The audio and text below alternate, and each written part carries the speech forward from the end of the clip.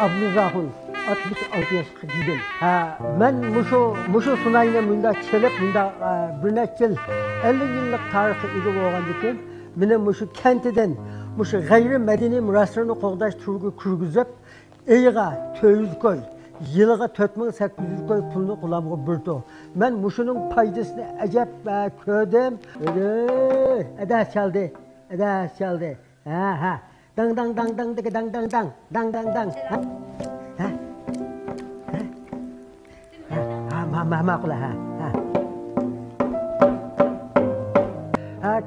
Kentdeki manga o'xshash san'atchilar biznikida kamakchidi.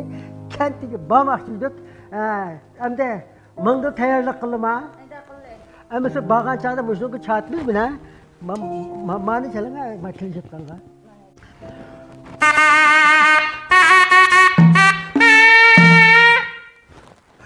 Abi muşan bu be.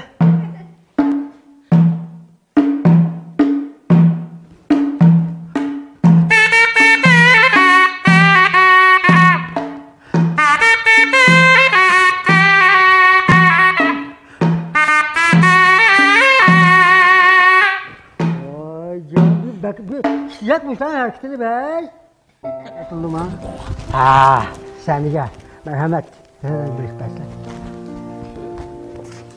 Ben muşula bilen davamlıq şu billah boş vaqtlarda munda saz yap, kümen içip, meşrep, bezmilarda biz davamlıq billah.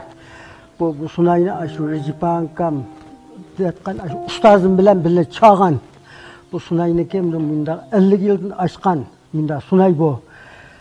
Çepiyet mukamına hem Nahmeydan'da çağatma hem bek kulam aşınıga kip kattı.